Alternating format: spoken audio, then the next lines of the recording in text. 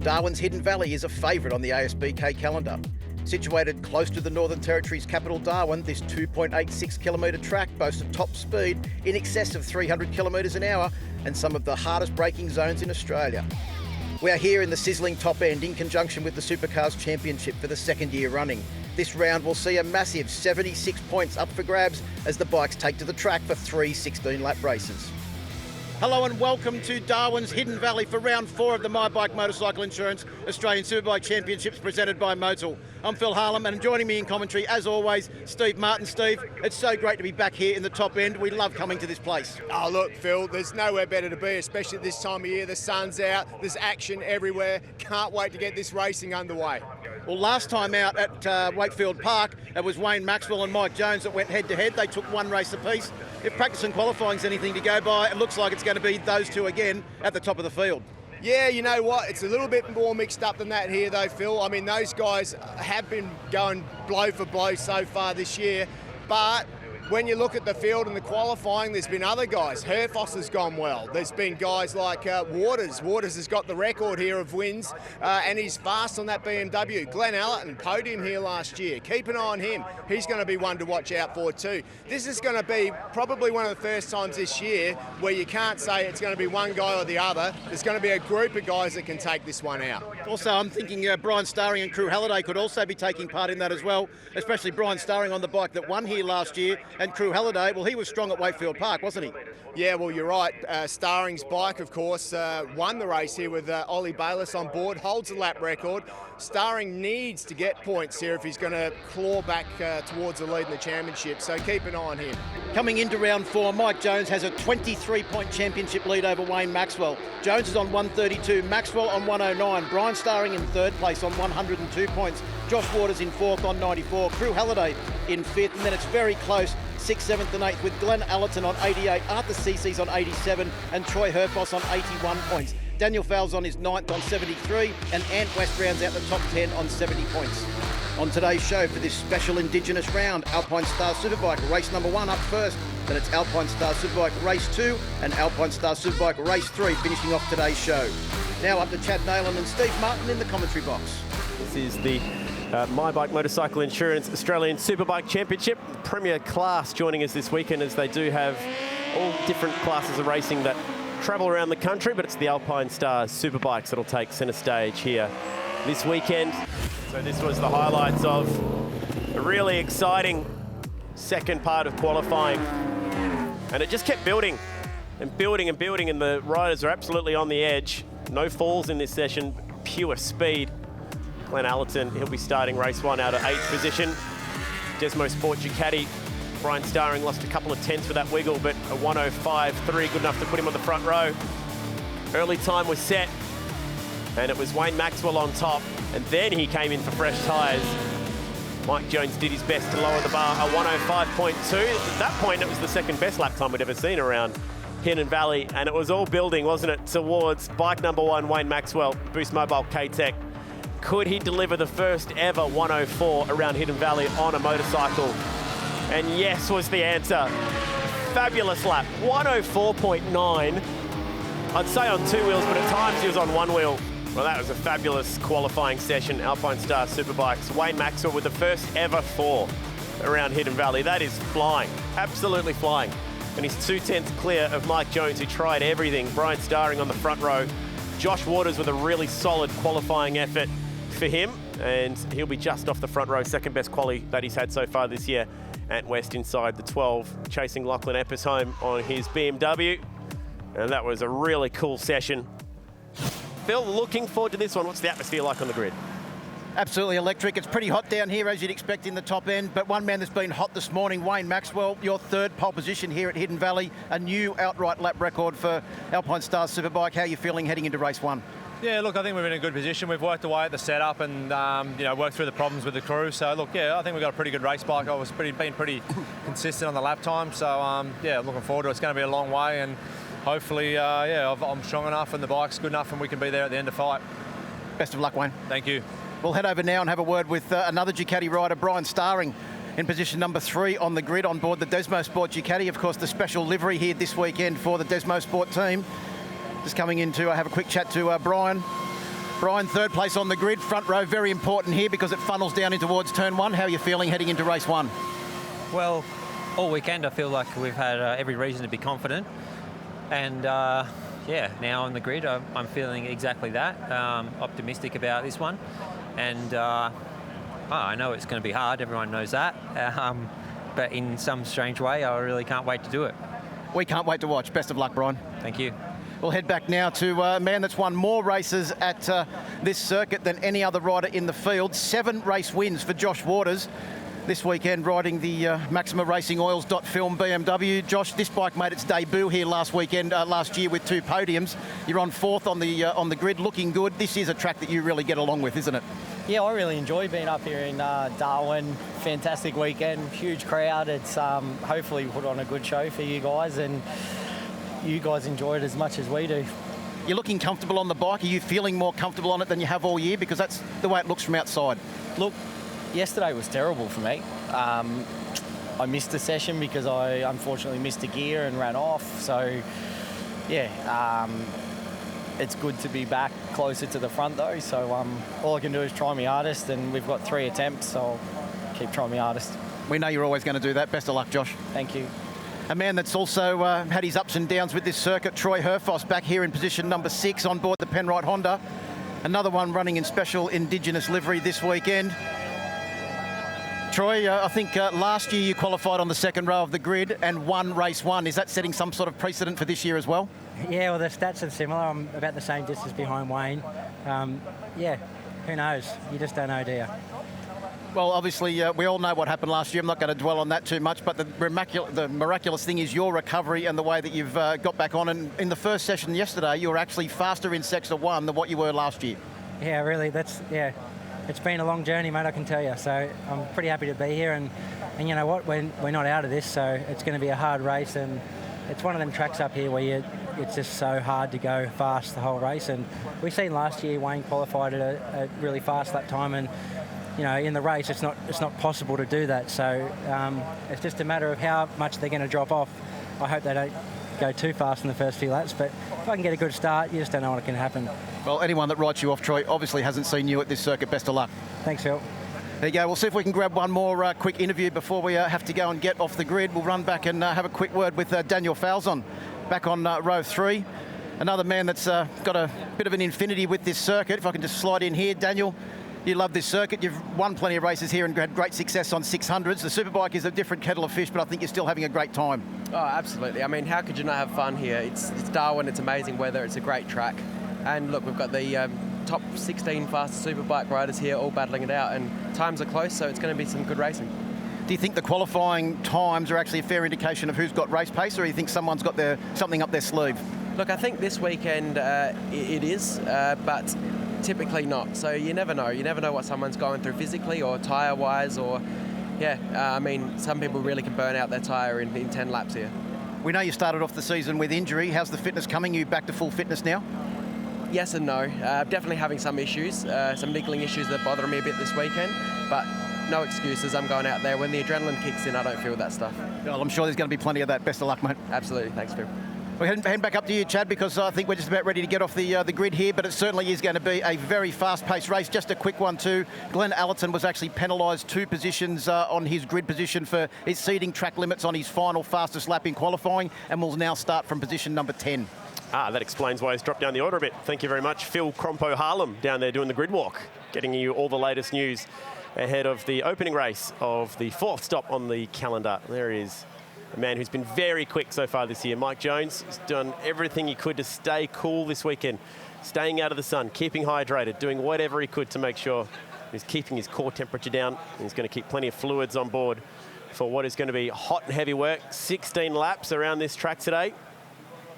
About 20 minutes of action. He's definitely focused, that's for sure. He's obviously got his teammate there to back him up too. Crew Halliday had a little bit of a quiet year this year, but, you know, he can dig deep here. This is a track that he's always gone well at. He had his best results of the year last time out as well, with a couple of podiums. So, you know, let's keep an eye on Crew Halliday. Josh Waters, 3 times on the pole here, 7 times a race winner, has owned this Hidden Valley circuit before.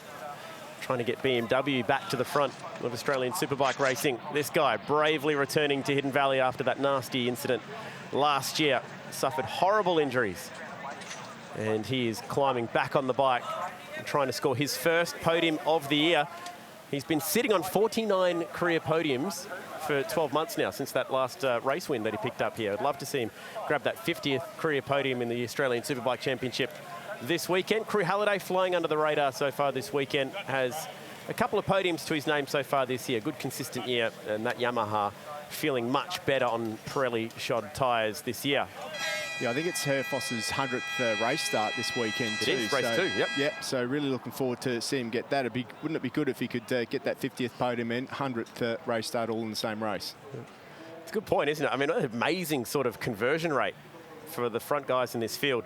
Really experienced field. It is 6 former Australian Superbike champions. There's one of them on screen right now, Brian Starring, on this grid.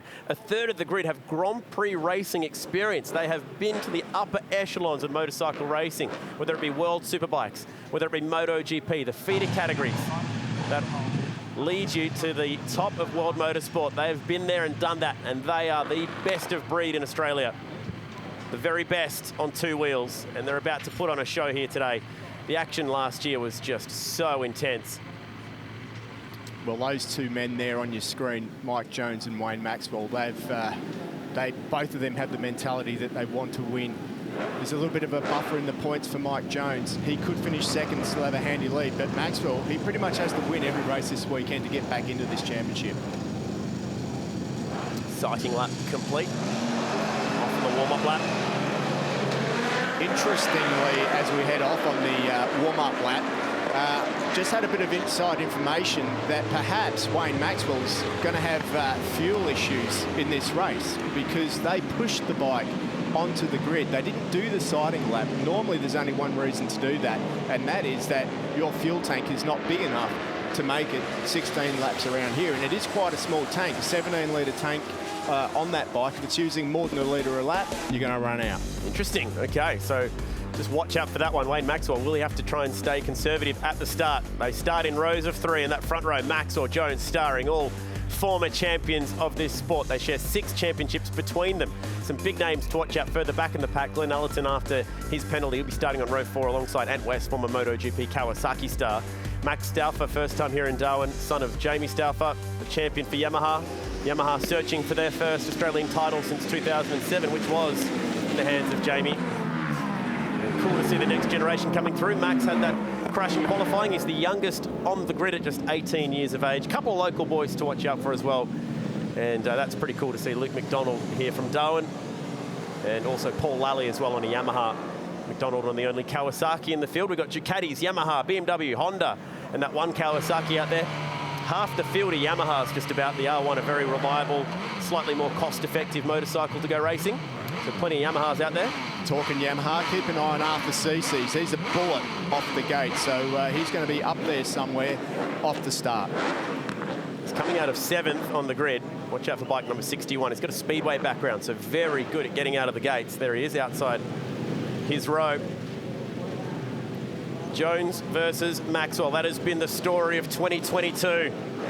Maxwell was at the front of the field last year, but finished second on both of the races. Can Ducati get back to the top? Will it be Yamaha in the top end? Start line Sam walks away with the red flag, and we are in the starter's hands. The Alpine Star Superbike through the tropics. Have a listen to this. The bravery of the grid as we launch down the front straight. Okay start for Maxwell, but best start for Starring. And the West Aussies grabbing gears on the Desmo Sport Ducati. Cece's to the inside as predicted. Has made a nice jump inside the top 5, but it's Brian Starring and Ducati who'll go 1-2 at the front of this field, down through turn 1. Yeah, this is the exact start that Brian Starring needs. He needs to get it in there and get a bit of a fight between them. It looks like Mike Jones has already made his way past Wayne Maxwell. Didn't take long. Herfoss looks to the inside of Cece. No luck there for the Honda. Herfoss is stuck back in the middle of the pack. He won't be liking that. He looks like he's going around the outside there. That's brave. He runs it too wide, potentially. Big field of bikes snaking their way through the valley. Great start for Brian Starring. Won the opening race of the season at Phillip Island. remember that's the bike that won here last year in the hands of Ollie Bayliss too. So they've got some good history, they've got some good setup, and with Brian Stowering on the bike, a guy who's super experienced, one of those ex-GP riders that you were talking about, he aims to make the most of it today. Full year with Grassini. Grassini, one of the form teams of MotoGP in 2022. Have a look at this, 300 clicks down the front straight. Already a little bit of a gap opening there back to Maxwell. Can afford to get away with that. He won't want to let him get too much further ahead than that. But 1:08.7 from the standing start on these things, pretty impressive lap time. If he can sit in third, maybe a chance to try and conserve some fuel if that is going to be an issue. To go on board with Josh Waters, sits fourth. Glenn Allison's made a great start, up 5 spots inside the top 5, so the BMW's moving forward. Yeah, Allison's got to be angry, getting knocked back. At the rider briefing, he was talking about the green painted lines and saying, you know, what happens if you run over him? He knew you would get, put back on the grid. He did it, he's been put back on the grid. That's made him angry, and I tell you what, an angry Glenn Allen. It's a fast Glenn Allen. Cece's running a little wide that time through turn 10. We just saw him from the curb cab, fishing out the dust. Front 3 locked together in the toe. A chance here for Maxwell to try and conserve some fuel. How does he play this? Does he have a crack down here at Jones? No, he's out of it early. Maybe this is the fuel conserving. Oh, look, I think that he will be right. I think he'll be right. He won't be trying to conserve the fuel now. It was just that extra lap. If he'd have done that, he would have been on the edge. Start replays. Watch the 67 from third on the grid, front row start. And Cece's in that 61, came swinging across the racetrack with a bunch of speed. Looked like Jones was going to drop back all the way to 5th at one stage, but went late on the brakes down at turn 1. Falzon had it crooked. There's Ellison picking up spots on the inside of the BMW. From on board, Josh Waters. Got a really nice launch, kept the front wheel down. A lot of rider aids on these bikes, wheelie control, traction control. Quick shifting back down into turn 1. Just having to stand it up for a moment. Be surprised if we see a bike pop through on the left-hand side. And that would have been Mike Jones to his inside. Brian Stowering in control. That's Nathan Spiteri, who's just run off the track there. So the front 3 riding in order. Stowering, Jones, Maxwell. Race 1, Alpine Stars Superbikes here in Darwin.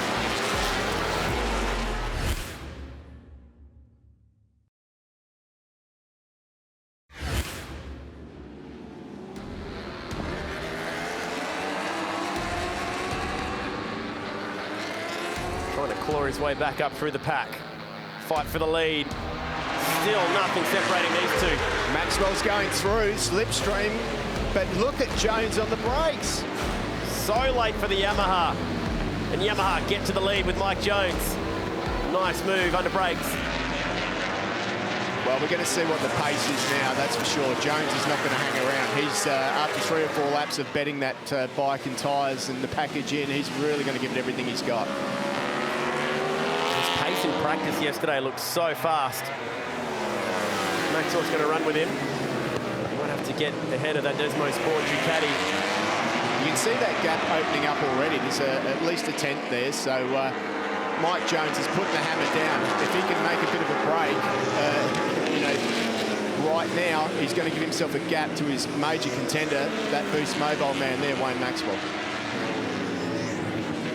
Such an unpredictable form of motorsport. Anything can happen. We've seen that happen earlier this year. Race 1, round 1, Wayne Maxwell crashed out of the lead going through the hay shed. The level at which they push, the grip limit of these bikes are always running, leads to the unpredictability. As Maxwell looks to the inside, can he get the job done on the brakes? On Stowering, he's through to second. And he runs wide though, and Stowering back up the inside. Stood him up a little bit in the mid-corner, a little peek over the shoulder. He knows he's vulnerable to Waters. This is fast through here. Yeah. Just had to fall back in behind him for a moment. And loses side of the back of Stowering's bike. New leader is Mike Jones, and he is trying to make a break. It's helping that the fight is on behind him for second and third. And how about this move? Troy Herfoss to the inside of Arthur Cece's at turn 10. Aggressive. Yeah, that's as nice as it gets, and finished it off with a little slide on the gas on the way out at the final of turn 14 as well. So Troy Herfoss in that leading pack pretty much. In fact, what a gaggle of riders we've got there. Crew Halliday on that back of that group. Nice move, Herfoss to the inside on Halliday, getting up to 6th. And how about this? Maxwell on the inside. Starring straight back to the inside, stood him up big corner, and it's on again down here at turn 1. As Jones tries to skip away, 105.7, half a second quicker that time by. Maxwell's got really good speed in the 3rd sector.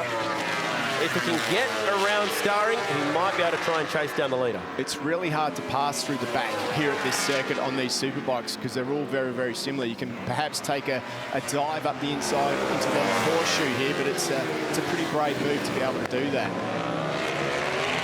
Looks like Herfoss is the only guy who can make a move in that last sector. It's his famous move. Pulled off the race win last year with it. Yeah, well, the Honda's got like a really nice nimble frame. I mean, these bikes all have their attributes, and the Honda really does turn nicely on the edge of the tyre, and that's exactly what he's making the most of there. But I'll tell you what, Starring is starting to run wide. He's really slowing Maxwell down at the moment. Maxwell will be tucked in. He'll be doing everything he can in the braking area. He pulls out again, 304 kilometres an hour in practice. He'll be going quicker than that right now. On the brakes he goes, but Starring holds it all together again. Herfoss on Waters, he is moving forward. He's the form guy on the road at the moment. Troy Herfoss, that's 4th. He's passed more bikes than anybody else so far. Yeah, he was the 2nd fastest man on track that time round. So Herfoss's confidence is coming back. I think the gremlins are gone. Searching for his first podium since race 1 here last year. He's got a 12-month lay off the podium. Well, the Kawasaki has struck some dramas here. Yeah, unfortunately, the local man, McDonald, Luke McDonald, that's Marcus Kyoto's pulled out. That looks like some sort of technical issue there. So mechanical down there for him at turn 1. That's the exit of turn 1 at least, so a chance for passing opportunities on the front straight still. So Kyoto's over the fence, he's okay, the bike's out of action. And the fight is still on at the front. Mike Jones for Yamaha leading the way here in Darwin.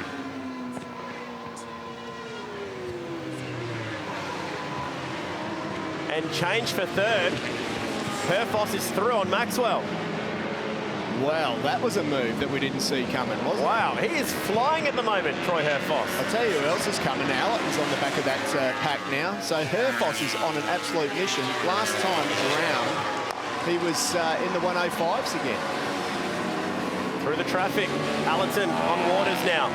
Job done. So he's coming quicker and quicker as this race gets on. 6 to go. Well, you know what they say, the first person you've got to beat when you're in a team is your teammate. And he wants to make his way up through the pack from 11th. Pretty impressive stuff into that top 5. Since his crash at round 1, Maxwell has been on the podium in every race, 5 in a row. At the moment, he's 1 step off the podium.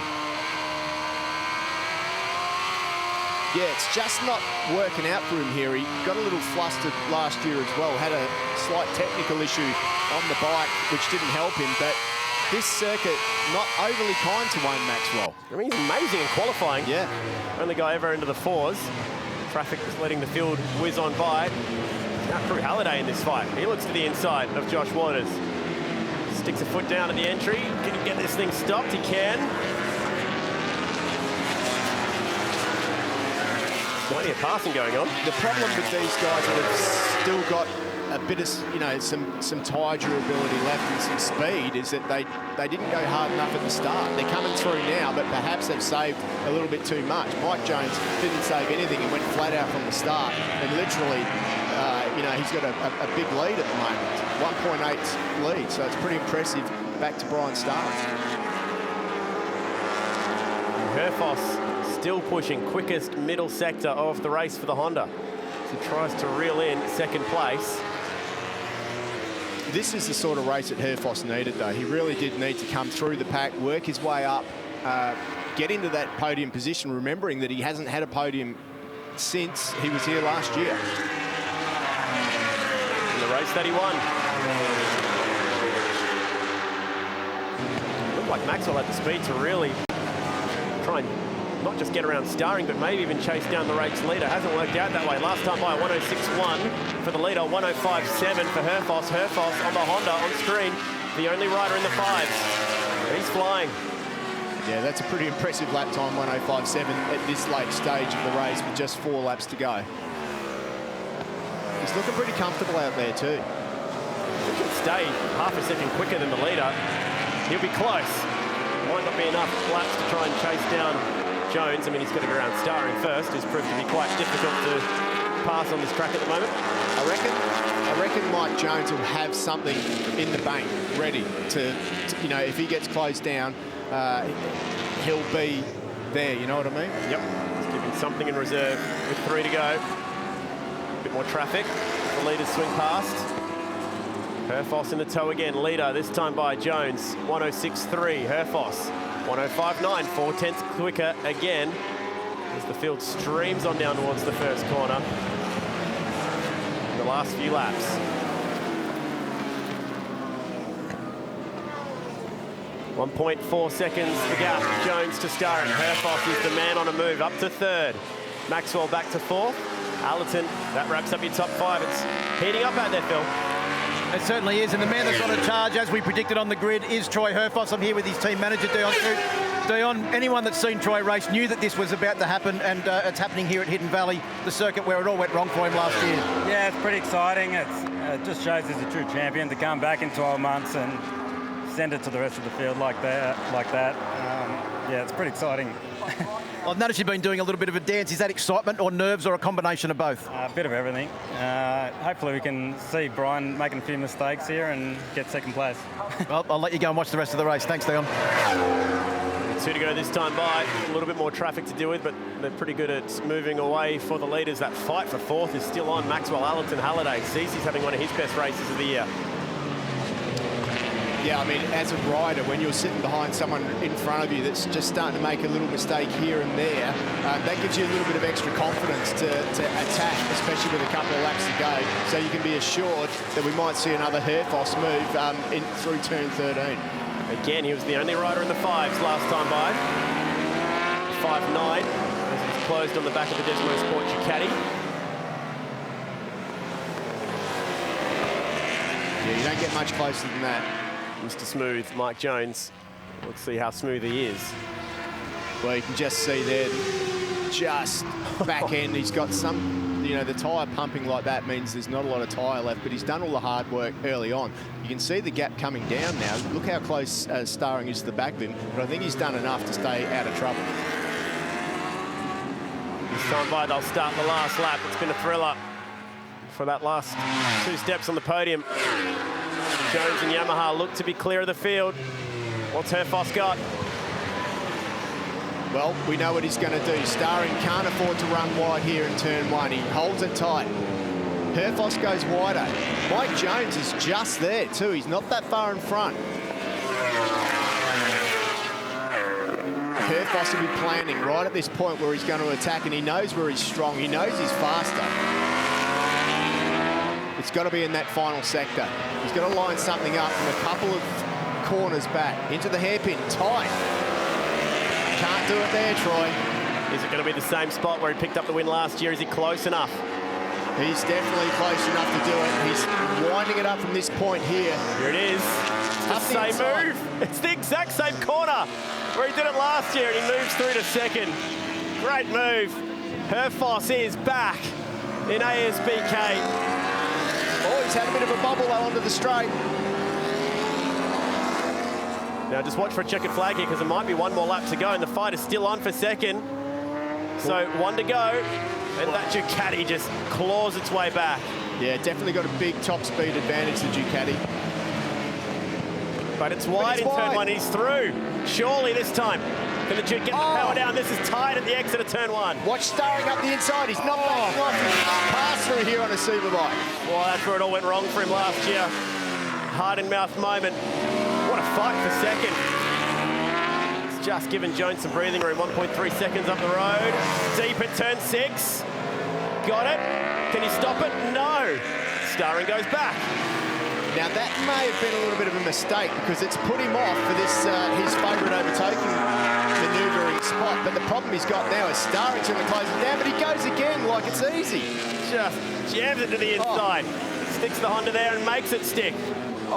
Starring will have the power to fight back. Last corner, he dives to the inside. He stands himself up. That was tight. Herfoss will get that podium. Jones will get the win. And Yamaha return to the top. Mike Jones' first win in the Northern Territory. How about the fight for second? Herfoss gets it done, his 50th podium in ASBK. The two riders congratulate each other on an awesome scrap. What a fight, and what a story for Herfoss to overcome the injuries that he suffered here last year. The entire left side of his body was shattered and broken, and he spent so long out of the bike and out of the sport, and his fitness and his ability to recover finally paying off, and he's back on the podium.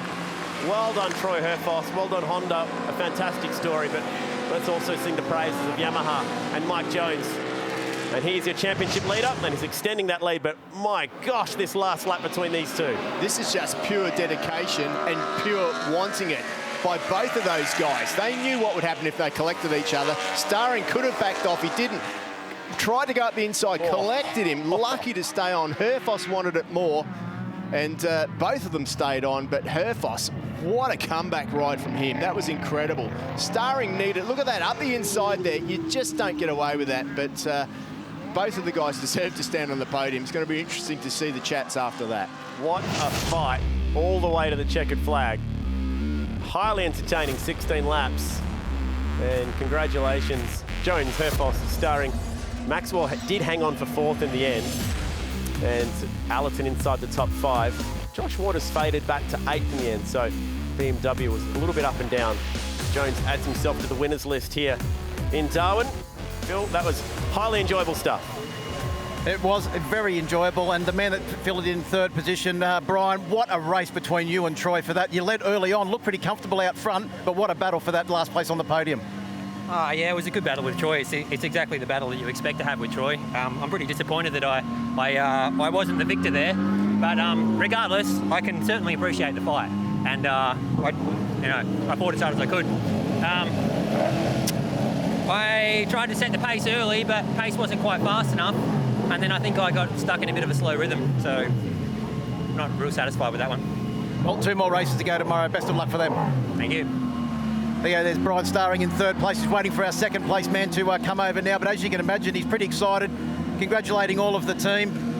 And I would like to say that I did predict a performance like this when we were talking on the grid, but Troy Herfoss, I didn't expect that it was going to be that much of a battle and that you were going to come out on top again. Absolutely a sensational race. Well done. That was incredible. I just feel like I'm young again. Been feeling a bit old for the last 12 months, but yeah, that was incredible. I don't know what to say. I can't even remember half the battle. I just know we were strong, and I felt like it was me riding the bike like normal, and I'm just so happy for the whole team and myself, really. It's been a long 12 months, and these guys have just given me whatever I need to do well, and we're so close. If I had been on the front row, then I think we were challenging for the lead, but it's hard to come from back there, I can tell you. Yeah. Congratulations, Troy. Well done. Yeah, thanks, mate. Yeah, there's Troy Herfoss, extremely happy and looking relieved as well. But the man that's probably showing more excitement than anyone else, Mike Jones. Mike, you looked very comfortable early on in that race, sitting behind Brian and Wayne, and then went to the lead and just seemed to pull away from everybody. Yeah, look, I just, got a really good start, got comfortable, was in there behind Brian. I think Wayne had a problem with his bike. I could hear it having a miss, so that pricked my ears up because we got a good race here. I can maybe get away. So, followed Brian there for a bit, and when I felt there, I think it was about 10 laps to go, I was like, all right, I've got a bit of pace, I'm all right. I'll just get past him, and then when I did, just try to be as consistent as I could, and that was enough. The other guys, obviously the gap opened up, and that was enough for me to win the race, so very happy. Congratulations, Mike, well done to you and Yamaha Racing Team. Yep, thank you very much, cheers. There you go, big congratulations to our top 3, Brian Starring, Troy Herfoss, and our race winner, Mike Jones. Time for a very short break, and we'll be back with Alpine Stars Race 2 here in the top end.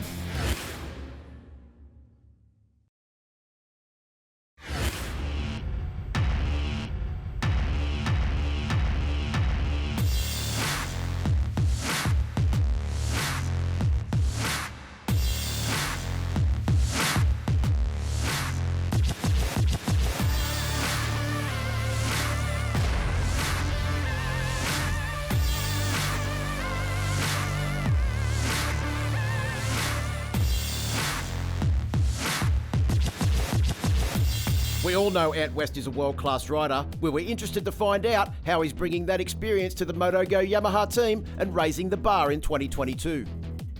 Yeah, well, my first time joining this team last year was a big challenge. Patrick, I knew Patrick for a long time from racing in Asia Championship, and he decided he wanted to start a race team here in Australia, and it was a big challenge for him and challenge for me all last year, trying to educate him on how a team should be run and how a winning team should be run. Last year we turned up at the last race with one mechanic, one bike, no spare parts, and it was a complete disaster. And this year we've got a bigger truck, as you can see behind me, and got a few more staff on, and we've got a spare bike. So step by step, educating them how to run the team properly, how we need to plan things, and it's been a long process. We're still working on it, but we're 10 times better than what we were last year, and the results are starting to get more consistent. We're having less problems with the bike. Little issues that things don't happen when you don't plan. So now things are getting planned. Bike's starting to run smoothly, and this weekend we haven't had a big mechanical problem. So step by step, we're getting there. West, a veteran of the World Championship circuit for many years, has raced in tough conditions all over the world. How has that prepared him for the heat here in Darwin? Well, I'm a Queenslander. I like the heat, so the hotter the better. So I don't complain when it's hot. When it's cold, I complain a lot and I can't ride. My fingers freeze up and I'm stiff on the bike, so I don't mind the heat. And yeah, the endurance stuff definitely helps. Especially towards the end of the races. I wish the races were longer here in Australia. They're a bit short, and that for us is a bit of a disadvantage. We're the only guys running Dunlops, and Dunlops are really good towards the end of the race. You might not get the best fast lap, but they'll stay consistent for the whole race. So towards the end of the race, our tyres sort of last better, and my strategy would be just trying to pick off some guys at the end of the race when they start dropping off. And I'm always strong at the end of the race, and when it's hot, I even go better. So, and it helps the tyres a little bit as well with us. So I think the experience and that, I'll just wait till then and sort of hopefully they all start dropping off and we can get by them. Beautiful machinery in the Australian Superbike Championship. About to roll on out, all kinds of brands, Yamahas, Ducatis, BMWs, Kawasaki's out on track. And the Honda that was inside the top 3 yesterday. Thrilling affair, race 1. Looking forward to race 2, about to roll out to Hidden Valley. The grid, that's where we want to take you, the viewers. Phil Harlem, the man to do it. Yeah, thanks very much, Chad. Down here on the grid with yesterday's race winner, Mike Jones, his first race win, as you just mentioned, at Darwin's Hidden Valley. He now has a 30-point championship lead over Wayne Maxwell. Mike, very consistent 105s, a lot of them in your race pace yesterday. How's it looking for today? Yeah, much of the same today. Obviously, the race this morning is just a little bit cooler temperature than we were yesterday afternoon. So theoretically, the track should have a little bit more grip, and therefore maybe be able to do that lap time for a little bit longer for the race, or maybe even a little bit faster. So, but feeling good and just excited to get into the race. The lap record, could it go in this race, do you think, with that cooler track temperature? Yeah, it's a high possibility. Yeah, I think the lap record's like a 105.5 or 0.4, so we're knocking on the door of that in the race yesterday afternoon. So like I said, maybe a little bit more grip this morning. It could be the case, but just depends how the race plays out. You know, yesterday in the first race there, the first 5 laps were kind of being conservative and just getting a feel for it. So, you know, if it's going to be like that again, then maybe not. So we'll have to see how we go. Good luck, Mike. Thanks very much. Cheers. We'll now head back to the second row of the grid and see if we can grab a quick word with Mike's teammate, Crew Halliday. Bit of a difficult race for Crew yesterday. He started off on the second row of the grid, but Crew, looked like your race pace was fantastic yesterday, just didn't get the best of starts. Yeah, Phil, I've been struggling. I said to you guys, last round, it's probably I got away with it Wakefield just because it was such a short run, but, you know, we've gone back, had a look at the data, and, you know, I went home last night pretty disappointed with myself purely just because the start of the race, you know. This year it seems like I've been getting bad starts and the race is already gone. By the time I get up to 4th, 3rd, the front guy's already gone. I do think I've got the race pace for it, you know. I looked at the lap chart yesterday. I actually closed on the leaders between lap 3 and lap 6. So the pace is there. I just got to go with them from the start. So it's a long drag down to the first straight. I just need to try and get this bike off the line. And, you know, I want to race these front guys. We want to see you race with them too, Crew. Best of luck. Thanks, mate. We'll go back now and have a quick word to Arthur Cece's, another Yamaha rider that's always renowned to be a good starter. Maybe crew should go and get a couple of tips off him. Of course, Arthur used to race in MotoGP. He's very good at getting this bike off the line. Arthur, yesterday, another one of your traditional sensational starts on board this Unitech Yamaha. Yeah, I got a pretty good start, but I think I got boxed in a little bit at the first corner, so I got to change a little bit what I do in the first corner, and hopefully it's a bit better today. And your race pace yesterday looked pretty good as well. Yeah, the start was not too bad, and then I got stuck in that group, and I couldn't really make a move, so we've made a few changes, so hopefully I can try and get close enough to make a move today. Good luck, Arthur. Thank you. We'll go back now and have a quick word to Glenn Ellison, starting a little bit further back on the grid than he probably would have liked. But Glenn Ellison, 3 times Australian Superbike champion, a little bit further back on the grid than you would have liked, but it certainly didn't stop you yesterday. You were straight up with the leading group straight away as the race got underway at turn 1. Yeah, yesterday's start was great. We need to replicate that right now. You know, track position's really important here. Very difficult to make passes, but we definitely have the speed. Made a couple of adjustments to the bike overnight to try and clean up the last sector. And yeah, I feel like we're pretty good to go. If we get a good start, we can get ourselves up on that podium. We mentioned that this bike made its debut here last year, and you've got the factory technician from Batubo here this weekend. How much advancement has there been over the bike that you raced here last year? Yeah, look, it's a lot better. Just the way the bike's handling in the slower corners, it's definitely gotten better. Acceleration's gotten better, so yeah, I'm feeling good on the bike. Best of luck, Glenn. Thanks. There you go. There's Glenn Ellison, and when he's got that face on, starting this far back on the grid, you'd be a madman to discount him. One person we just want to have a quick word to is Mark Kyoto. Mark, we saw yesterday you had a DNF. Is everything sorted for today's race? I hope so. Yeah, I think we found a problem with the throttle, and I think we had the issue on Friday also, but hopefully that's all sorted and we're ready to go. Okay, good luck, mate, for this one. Thank you. There you go, there's Mark Kyoto. We'll hand back to you guys now because I think it's pretty close to having to get off the grid. But back to you, Chad and Steve. Nice work, Phil. Riders and starters are getting their helmets on, getting the leathers zipped up, getting the gloves on before the gloves come off in race 2. Hopefully we're going to see this one go all the way to the wire. Start line Sam's got the red flag in his hand, one of the more affable characters of the Superbike pit area. And he's going to set this field away on its warm-up lap very shortly. One lap, wind it around. They've had the siding lap. Quick look at the circuit, see where the grip might be at today. Here he is, much beloved man of the Superbike paddock. He's a rich Northern Irish accent. Wave to the starters that we are ready to send the bikes on their way. And what are we going to see today? So they grid up in the order that they qualify in all 3 of the races here. We typically only have 2 race weekends. There are a couple of rounds where we get treated to a 3rd race, and this will be one of those weekends. Race 2, not too far away from getting started. And one thing you'll notice, a big difference from a warm-up lap on bike racing to formation laps in car racing.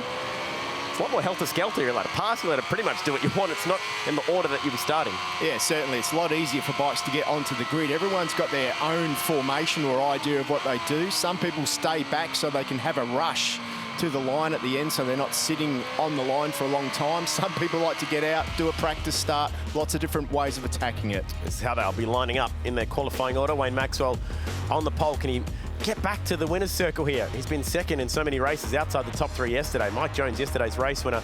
But watch for position 6, bike 17, because I think it's going to be Troy Herfoss, who had that race speed yesterday. If he can run with the leaders from the start, if he can get off the grid, then watch out. Watch out for Max Stauffer as well. He's the youngest out there, row number 5.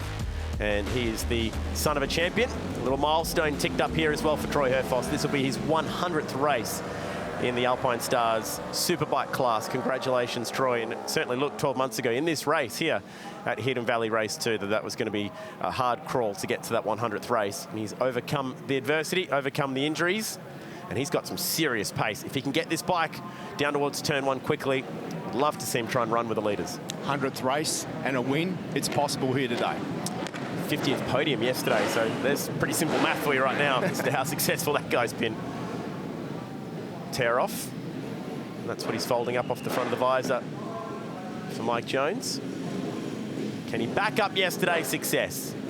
Superbikes are standing by in the heat of the sun in the beautiful Northern Territory. Race 2, their 4th stop on the calendar.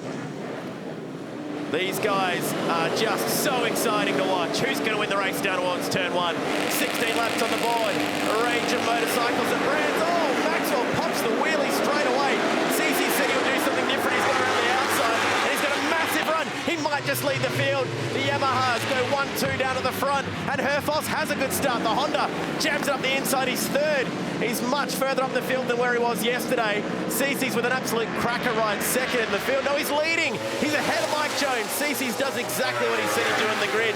He tried something different, and the South Aussie leads the field here in the territory. That is Cece's style. Up the inside goes Herfoss as well. Good move by him. He's on a roll straight away. He wants to make it count this one. Looks like he is going to go for that win. But look who's coming around the outside. Mike Jones. You just can't hold him back. Herfoss goes to second. The Honda is on in his 100th race, and Starring goes through. Championship leader is rattled. He's fourth on the road. Yeah, Starring has got nothing to lose now. If he wants to get himself back into this championship, he needs to take the points, as does Wayne Maxwell. What a start he had. He needs to get up there too. He's not even in this at the moment. He's back to 8th with that wheelie on the front row. The wheelie control on the Ducati, not obeying the commands of the rider. You know, whipping down the front straight. It's one thing having all these electronics, but you've got to have them set up right to make it work. Ducati to the inside of the Honda. Here comes Starring. These two were absolutely at each other's throats yesterday. Starring, the West Aussie, goes through. Halliday getting slotted back a spot further back. He lifts that front wheel up through turns 2 and 3. Fast part of the circuit. This is good for Arthur Cece's too. He's led a whole lap. If he can stay out there for 1 or 2 laps and things settle down, he'll be able to stay in this pack. I'm sure everyone's going to attack him, but if you can set the pace, it's going to give him, remembering that he's pretty much a privateer out there in his Unitech Yamaha racing team, it'll control the pace, and then that'll be the pace they run. This is awesome. This is set up perfectly for an exciting race too. Watch bike 1, Wayne Maxwell. What happened there, Steve? He just let the clutch out. They've been having problems with the clutch all weekend. You can just see there, the clutch is grabbed and it's just sent him skywards. And once again, that has cost him a lot. A little bobble off the line. 8th on track at the moment. He's moved up to 7th in front of Daniel Falzon, but a lot of work to do. These bikes will go 0 to 100 in between 2 to 2.5 seconds. I can guarantee you that was not 2 to 2.5 seconds for Wayne Maxwell. Certainly was for Arthur Cece's. That was like being shot out of a cannon on bike 61. And you can just see there, he's got something going on there up the front. There's fuel coming out of that bike, and that was an issue. We've got one of the BMWs. That looks like it's possibly Lachlan Epps who's run off there with the Alliance BMW team. But Wayne Maxwell's got some sort of issue. There was some sort of mist coming out.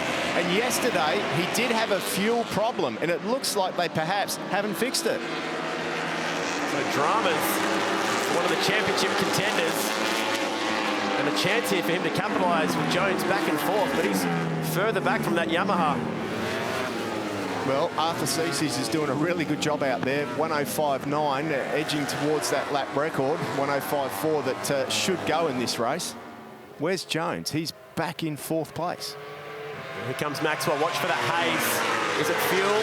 It seems to be just in the braking area, doesn't it? Like you could just see it as he was heading into turn 1. So there it is again. Yeah, what's happening is all the fuel is, as he's hitting the brakes, it's rushing towards the front of the tank, and perhaps there's like a stopper that's a breather of the tank. It's all coming out of the breather of the tank. That's got to be putting him off.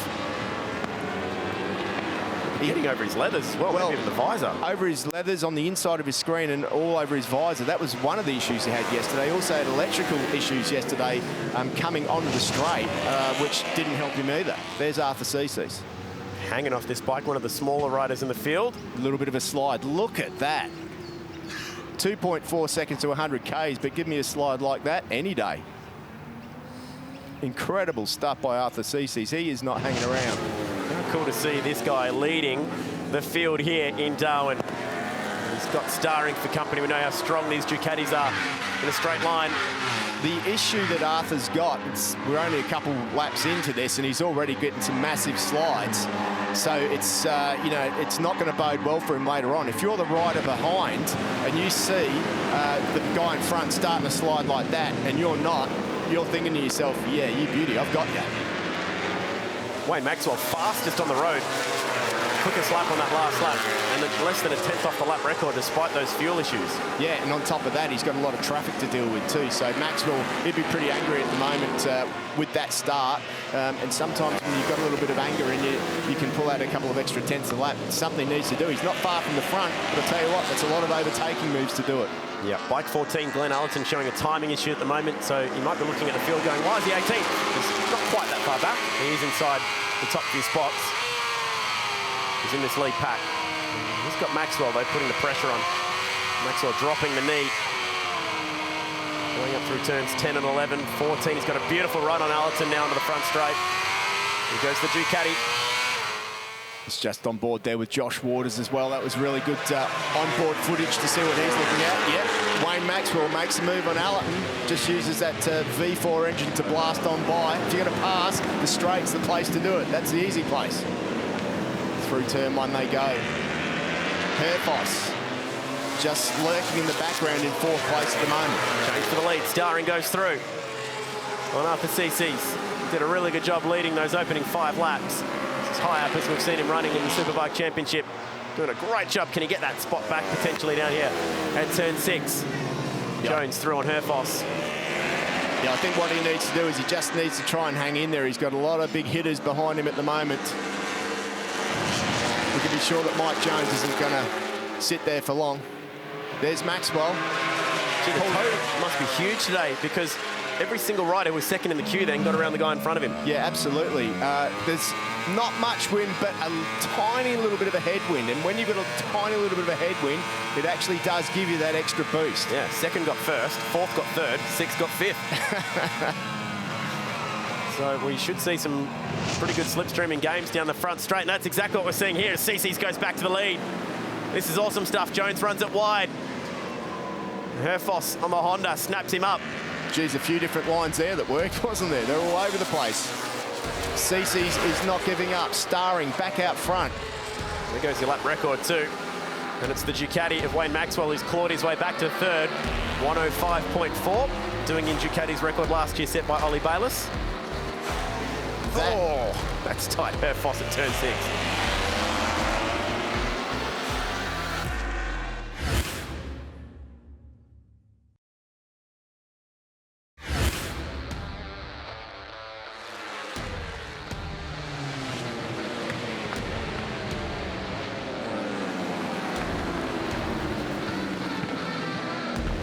Is on for the lead. The Ducati swapping spots at turn 1. Maxwell got an almighty toe down the front straight, but couldn't quite get the thing stopped at turn 1. Starring's got him back to the lead of this race. It's awesome action at the front. Whatever happens, Wayne Maxwell's had the ride of the weekend so far, coming from way back in the pack. That after that terrible start, to be right behind Starring now, he's had to do a lot of hard work. Interesting to hear the Honda team say that they expect their rider to get stronger. Troy Herfoss, who sits on the road at the moment as the tyre grip comes away. Well, he was the man that managed to hold the pace late in the race. He was the only man in the 5s in the last few laps of the race. Cooler conditions today means that perhaps the pace, as we look up the inside there, it's got Mike Jones. Yeah, and there we go. As we start to head into the end of the race, he's on a forward trend. He loves that last sector. He certainly does. I mean, he's got that thing blasting by. Jones wants him back. Maxwell wants the lead back. CC stays solid in 3rd. Can't quite get it stopped that time. Starring's really got under brakes down at turn 1. Yeah, he is, but you can see Maxwell there. He's looking down at his tank as he's trying to do the passing manoeuvre. So he's still got that massive an issue there that's annoying him. So this ride for Maxwell, and it's what you need to do when you're a champion. You've got issues, you just need to deal with them, and he's dealing with that. Fastest rider that last lap was Crew Halliday. He's 7th. Could he catch this pack? Cece's on the defensive down there at turn 6 from the Honda. Cece's is doing a good job to be still hanging in there in the podium position at the moment. I mean, it's fantastic. You watch this. Up the inside, they nearly touch each other. In fact, they do clip each other, get into the braking area there. Maxwell hits the brakes. He's in front, but then he has a look down. You see how he's looking down at his tank? He's unhappy. Definitely not looking at the lap time there. Something's going on. They actually banged elbows then at 300 k's an hour, and they might just go again. They're both Ducatis, but they are not the same team. Boost Mobile by K-Tech, bike number 1. Eyes forward this time for Maxwell. Yeah. Cece's on third, gets back to the front of Herfoss. I tell you what, Starring's good on the brakes into turn one there too. He really, that's 2 times in a row now he's pulled back. Maxwell's had the superior speed down the straight, but I reckon that Maxwell's also lining him up over the line. He's got that, turn 5. Maxwell back to the lead.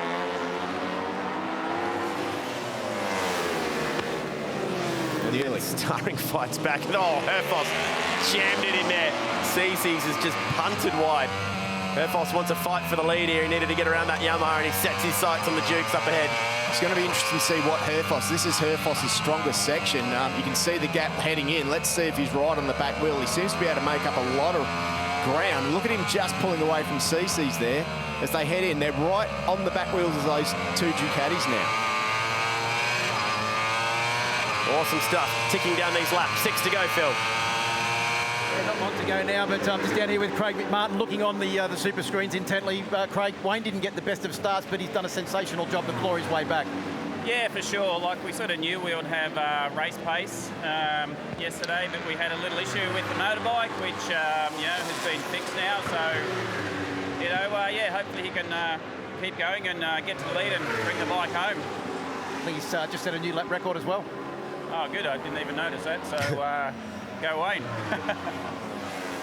Yeah, go Wayne indeed. And he's just set quickest first sector as the Privateer Ninja rider gets out of the way. We saw Arthur Cece's overcook it down at turn 1, so his awesome run at the front of this field, unfortunately coming to an end.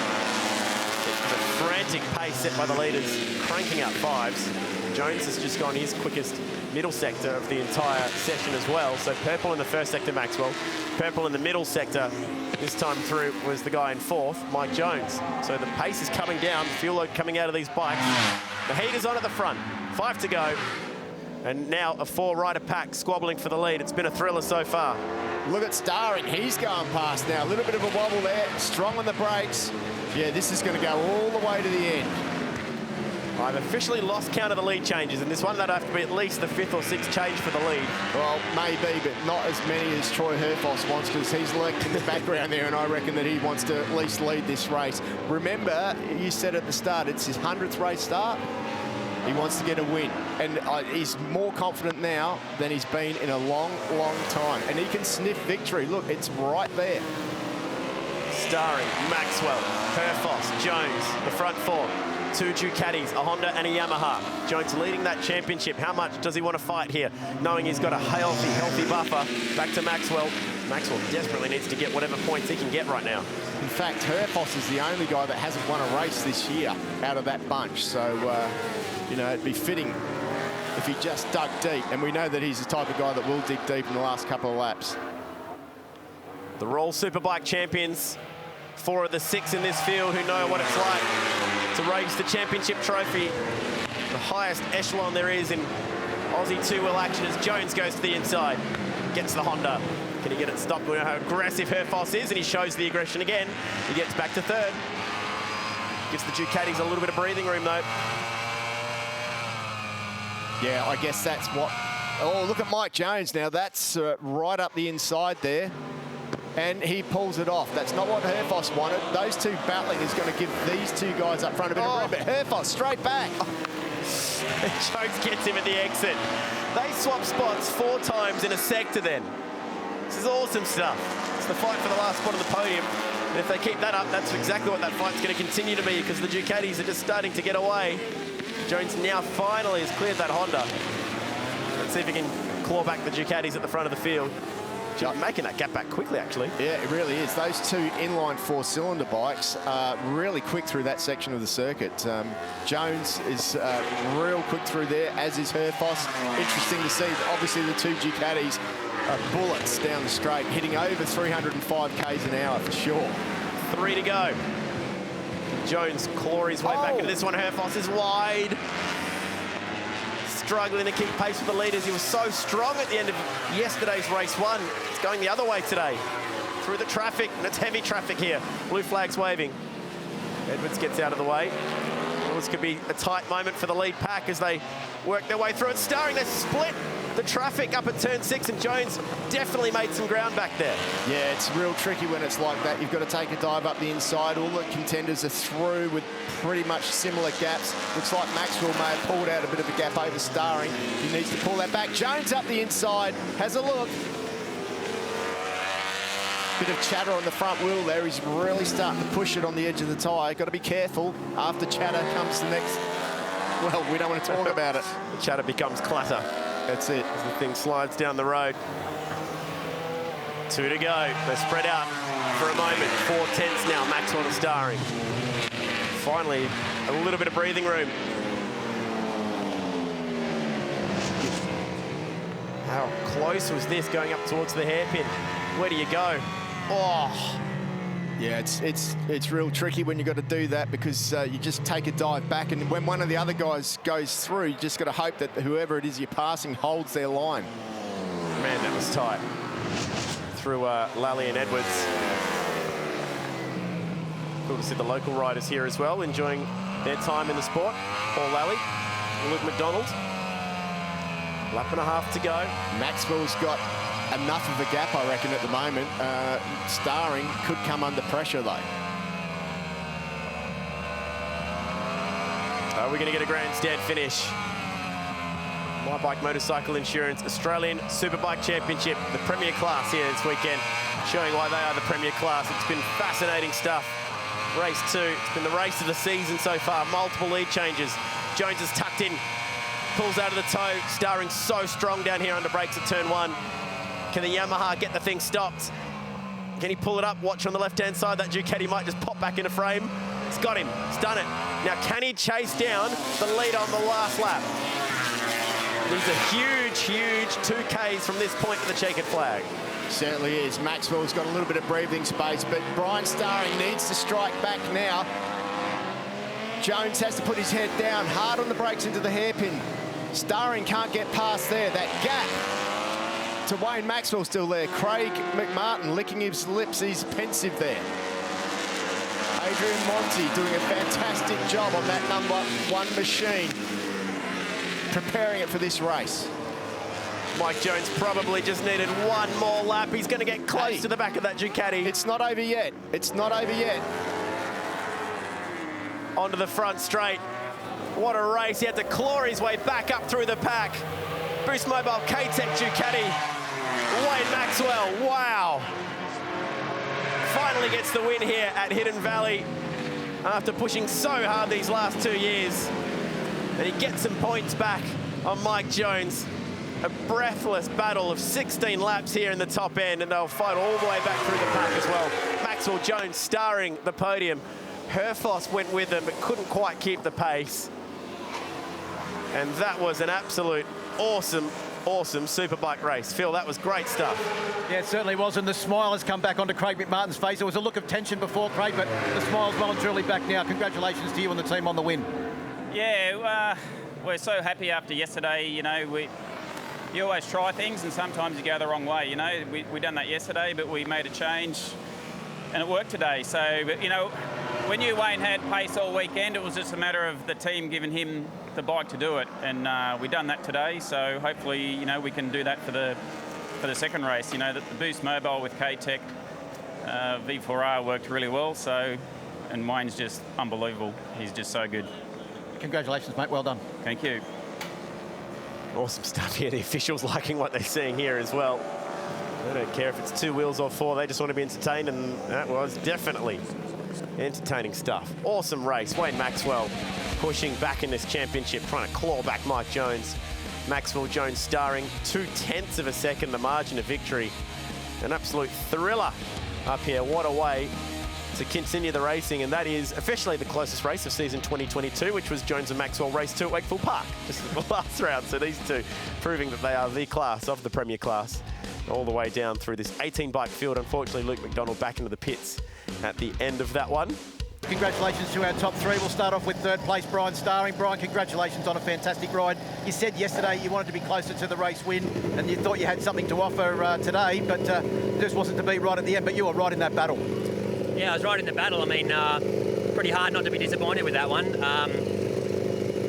I didn't seem to just have what it took to counteract those moves at the end of the race. I could do it at the start. Anyway, I'll probably have to go back to the drawing board on that one. But yeah, overall, look, it wasn't a bad race. I'll take the points for third, but it's it leaves me wanting more. One more to go this afternoon. Best of luck for that one, Brian. One more to go. Thank you. Thanks to Surety Life, Whitemark Insurance Brokers, Berry Sweet Strawberries, and Consent to Go. Thank you. Our second place was Mike Jones. We'll just get him to come in now. Yesterday's race winner, Mike Jones. Congratulations on second place. Now, that was an epic battle between yourself, Wayne, Brian, Troy. Well, actually, I could probably name half the field. What a race. Yeah, look, it was a crazy race. Obviously, the opposite for me compared to yesterday. You know, I got a good start yesterday and just got away on clear track on my own, whereas then it was a real dogfight and, you know, battling with a few guys there, and it really saps the energy out of you and starts to use your tyre. But it was good towards the end of the race. I come strong and was closing down, you know, past a few guys and closing down a Wayne. So got the pace towards the end of the race, which is good to know for the next one. Best of luck this afternoon, mate. Cheers, guys. Thank you. Second place was Mike Jones, but our race winner, race number 2, Wayne Maxwell. Wayne, I know you were disappointed with the race yesterday, even though it was a sensational effort with the bike that you had, but today you didn't get the best of starts, but that comeback, Steve Martin awarded you the ride of the race halfway through the race. That was before the lap record and the race win. Thanks, mate. Well, yeah, I mean, it's been, I've said it all year. I don't know about these 3 in a row. It's hard. It's not like the first guy it happens to. It's such hard work, and it's been a massive challenge, and it's a great reward for my guys. You know, yeah, to get a win. Everyone that supports me.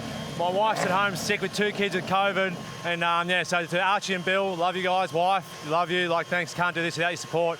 All my sponsors, everyone at the Boost Mobile K-Tech, the Irving Vincent guys that come up here in the truck, you know, they drove all the way up here, made a bit of a holiday on it, and without them, we can't do this.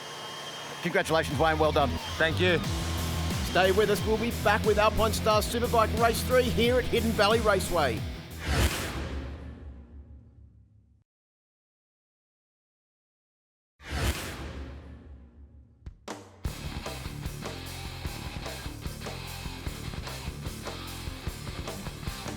It's been a tough year for Penrite Honda's Troy Herfoss. A year ago, he suffered what very well could have been career-ending injuries at this Hidden Valley circuit. Since that moment, Penrite Honda, together with Troy, have been working hard to build themselves back to the devastating form the team has shown over the years. Yeah, look, from when we were here last time to now, it's been a hell of a journey. You know, we've had our highs and lows. We've certainly been used to being in the top 2, 3. So yeah, the last six odd months have been challenging.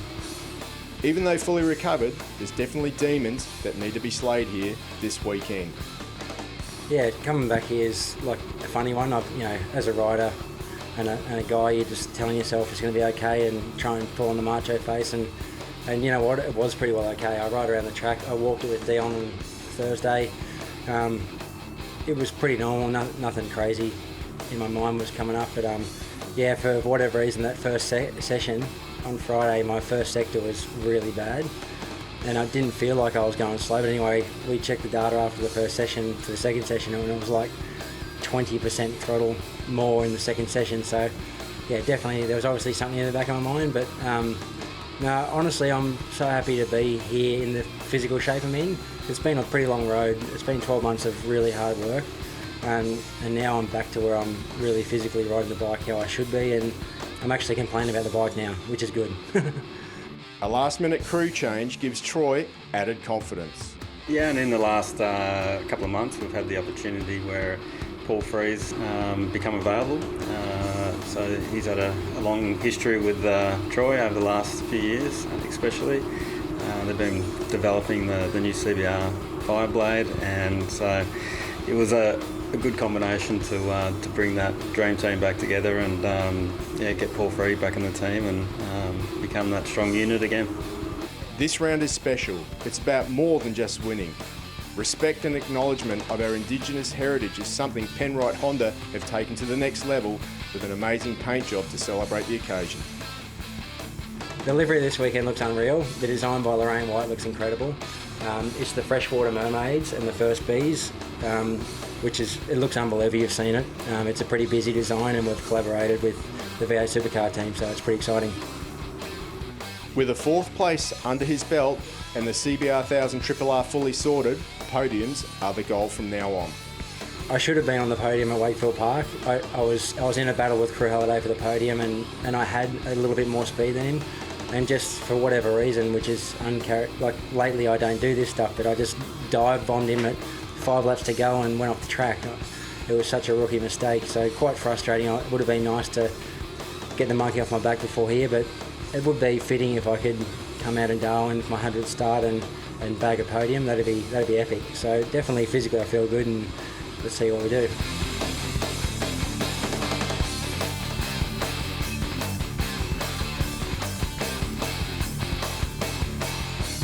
We're going to continue the action on track right now with the My Bike Motorcycle Insurance Australian Superbike Championship. Action on track has been furious. Race 2 went all the way down to the wire, multiple lead changes, just a real superbike race. And they have been battling for every single position inside those top 5 or 7 positions this weekend. It's been quite thrilling. It's a sea of umbrellas down on the start line. Of course, not for rain up here at this time of year. It's for the sunshine because, Phil, it is getting hotter and hotter. And this will be the hottest race and the hottest track temperatures they've had all weekend. Yeah, we're just with the Pirelli guys, and they measured the track temperature at 48 degrees. But I'm here with man that's pretty hot this weekend himself, Wayne Maxwell. Pole position, race win, new lap record. A fantastic weekend so far for the Boost Mobile Racing with K-Tech team. Yeah, it's been a really good weekend, really. Apart from race 1 dramas we had, and obviously race 2 had a few little dramas at the start. But once we settled in and that all went away, we had good speed and good pace, and it's fairly evident where the main competition's going to come from in the race at the moment. They are very changeable, the track conditions, a little bit rubber-wise, a little bit temperature-wise. So we hope we've done enough that's going to be able to give us something good. Best of luck, Wayne. Thanks, Phil. We'll head over now to Mike Jones, who sits second on the grid.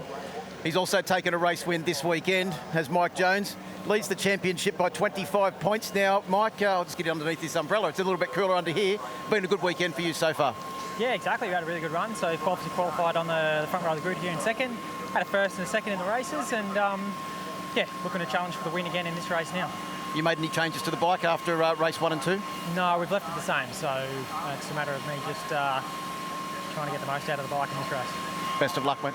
Cheers, thank you. We'll head over now and have a quick word on the outside of the front row of the grid. The man that's been on the podium in the 2 races so far, Brian Starring. Brian, good weekend so far on the Desmo Sport Ducati. 2 podiums so far, but I know that you're desperate to try and take a win here in race 3. Yeah, that's exactly the situation. Look, we've got another opportunity. So, I don't know. I've been feeling confident all weekend. Haven't quite put it together. I've got one more chance. Well, best of luck for this one. I know you're going to go as hard as you can. Absolutely. Thanks. There you go. There's Brian Starring. And, yes, keep your eye on bike number 67 for sure. We'll head back now and have a quick word with Troy Herfoss. It's been a massive weekend for Troy Herfoss here this weekend. Troy, what a weekend for you so far. Your first podium in 12 months. 100th race start this weekend as well. A massive smile on your face. I think it's a fair indication of how this weekend's gone so far for you. Yeah, it's been a success so far. It was 2 really hard races and both really fast. It can only get better in one way, can't it? There's only one thing I need, isn't it? So a race win would be nice, but the field is so fast. As you've seen in that race 1, I got shuffled back to 6th or 7th there at one stage, and yeah, it's a tough fight out there, and it's hotter than yesterday, and definitely the conditions this afternoon probably suit our package at the moment a bit better. Not my body or anything, just we seem to be lacking a little bit of new tyre speed. I'm not getting the most out of the tyre at the moment, and definitely I'm more comfortable as the race goes on. Let's see how we go this one. You also don't mind a fight from what I've seen over the last 10 or so years either. I love it, and it was so good yesterday to be back in there doing it again, and yeah, I'm enjoying it more than ever. Best of luck, Troy. Thank you. I think you can tell by the smile on his face he actually does really love this, and can't wait to see him in action once again. We'll head over now and have a quick word with the man that got a lightning start in race 2. Arthur Cece's on board bike number 61. Of course, he led the race for about the first third of the race, and going incredibly well. I think that first podium is not too far away, Arthur. Sensational start and a great first third of the race there. Unfortunately, I think you ran wide down in turn 1, about half race distance. Yeah, because the first half, we haven't had a warm-up this morning, so the first half of the race I was in front, so I didn't have a slipstream, and when I got behind the guys, I went a bit faster down the straight, and I wasn't looking where I was going. I was looking at the guy in front of me, and I broke a bit too late. So hopefully this one I can concentrate a bit more and hopefully make the turn. Well, best of luck, Arthur, and hopefully that first podium could be in race number 3. Thank you. I think we might have time for one more. Let's see if we can go all the way back to the next row of the grid and grab Ant West, a man that's just come back from overseas competing in the Endurance World Championship. Of course, the only Dunlop runner in this class this weekend. Let's see if we can squeeze in here and have a quick word with Ant. Ant, back here on I think the 4th row of the grid, but I know one thing that you've been practicing with this bike is trying to get it off the line and get some good consistency with the Dunlop tyres. How's everything going this weekend? Pretty bad, actually. Everything's been going really well with the team, the bike. The crew's doing a really good job. The bikes hasn't really missed a beat too much. We've had some reliable issues in the other races, and now we're getting on top of that. Now we're just trying to find a setup for these tyres. There's not much grip out there. Getting off the line's been difficult. We found the problem was an electronic problem, so we're just finding new things with this electronics and trying to find grip out of these tyres. It's been hard, but yeah, we'll keep fighting, and this race is going to be hard, but looking forward to the next ones. We're starting to get on top of it. The results aren't coming yet, but they will. Best of luck for this one, Ant. Thanks, man. Well, I think we might have time for one more. Let's see if we can go back and have a quick word with our rookie in the class, Max Stouffer, on board bike number 27. Just getting ready to put his helmet on. Max, a quick word before we put the helmet on. How is it in your first visit to Darwin on board a Superbike? It's been hot, Phil, but no, I love the track. It's a great atmosphere here at the Merlin Triple Crown too, so I'm loving it. And your dad has raced here plenty of times before. Did he give you any special tips on the way up here? Yeah, he's given me plenty of tips, just like always. So, he's just always a big help. So, we're learning a lot and just trying to move forward. Best of luck for this one, Max. Thank you. There you go, guys. There's a pretty good run back through the grid there, but Max Stouffer, keep an eye on him. Bike number 27, of course, the son of the 4-time Australian champion, Jamie Stouffer, who's won plenty of races here at Hidden Valley as well. Yeah, once held the lap record here as well. Nicely done. Thank you very much. Last also champion on a Yamaha as well was Jamie Stouffer. And gee, Yamaha would love to get back to the top of Australian Superbike racing. Just waiting on those tyre warmers, still on the front of the bikes. Well, they're definitely heading in the right direction with Mike Jones and what he's doing this year. Sensational. 4 wins already. Perhaps in with a big chance of another one. A few guys, though, that can take it to him. Brian Starring, I'm sure he won't be happy with another 3rd place. He's going to give it all because he knows now that another 3rd ain't going to cut it. 1st or 2nd, preferably 1st, will be what he's aiming for. Maxwell just seems to have the pace to come through the pack. Keep an eye on him. It's just the evergreen Wayne Maxwell, isn't he? 39 years of age, debuted back in the 90s, 1999, still at it. And he's been picking up pole awards and race wins again this year, fighting for an unprecedented 4th championship, something no one's ever done. And he has been and done it in the world motorcycle arena as well. He's been on the grid at Moto 2. He's had World Superbike starts, originally born in Wollongong, hence the name, Wayne, after the Wollongong whiz himself, Wayne Gardner. Lives down in Melbourne now. Of course, lives down there with his family, just in Cranbourne. And we are not too far away from sending the Superbikes out for their final race of the year. We mentioned how many of these riders have international experience. 6 of them have Grand Prix experience. That's a 1/3 of the field have been and raced Grand Prix motorcycles. They are seriously talented and experienced when it comes to racing the very highest level. That includes everyone in the front row of this grid as well. Yeah, it doesn't make it easy for these young guns that come into the class, that's for sure. They think they come in, they'll get into the top 10, but I'll tell you what, there's 10 very, very experienced guys out there, so it's tough for guys like Maxi Stouffer. Mention what Wayne Maxwell had achieved. How about Mike Jones, the man leading this championship aboard the Yamaha? Not only is he extending that championship lead this weekend, the Queenslander, but he's also a 2-time Superbike champion. 3 starts in MotoGP, even picked up MotoGP points before, which is pretty cool. Now applying his trade back in Australia, trying to become a 3-time champion and join the likes of Wayne Maxwell as a 3-time champ. It's Maxwell, Jones and Starring on the front row. And the winner of the last 7 races in the championship has come from row number 1. Behind him, it's Josh Waters, Crew Halliday, and Troy Herfoss, who's been running in that lead pack. Love to see him get another race win. It's been over 12 months. Glenn Ellison, he's been demoted a few grid spots after is qualifying indiscretion. They line up in the order of which they qualified in all 3 races, in case you're wondering. Max Stoffel, we heard from him, the youngest in the field. At just 18 years of age, the racing has been fantastic. I mean, race 2 was as good as you'd expect to see. A proper bike race. The lead changing multiple times. There was slipstreaming games going on the front straight. Unpredictability. We've had 2 different race winners here this weekend. What has the 3rd and final instalment got for us up in the valley? Well, it's all to play for in this one. They're going home after this, so don't have to get ready for the next race. Keep an eye on Troy Herfoss in the heat as well. We know how he went yesterday afternoon. Yeah, he mentioned it, didn't he, on the grid just then to Phil, saying thinks these conditions are going to suit him a little bit better. He was so fast in the heat. We know that he is, even despite his injuries last year, probably the fittest rider out there. I mean, he takes fitness and training to unprecedented levels in this field. Fitness freak on bike 17, the only Honda in the field. We've got Hondas, BMWs, Kawasaki out there as well. Ducati have been class so far this year. Yamaha, they lead the championship. Wins for Yamaha and Ducati this year. Podiums for BMW. And also, yesterday, Honda. Final race up in the top end. The racing has been tops as well for the Superbikes. What have we got for the final instalment? As the lights go out and Jones gets the start this time. Carrying the front wheel is starring. Better start for Maxwell. CC's not to the front like he was earlier. Halliday is going really deep on the inside of that Yamaha on 65. He gets it stopped. Oh, and who was that wide and off? One of the BMWs potentially. I think it looked like it was Josh Waters perhaps that run off there. We'll make sure that it's not Glenn Ellison. It's Waters, all right. Ellison's in 4th. Yeah, he went over the ripple strip there, and that's knocked him off and ruined his race. But it is Wayne Maxwell out in front already. A much better start this time around for Wayne.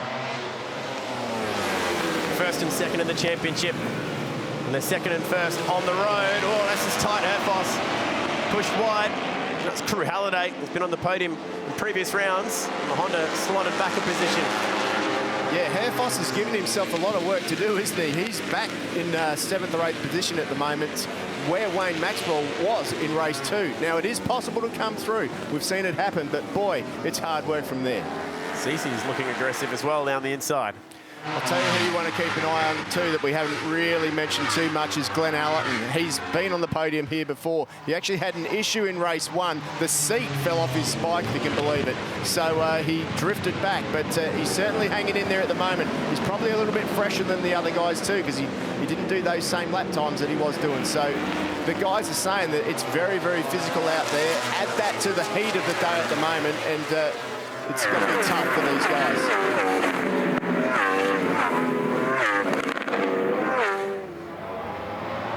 Ellison to 3rd.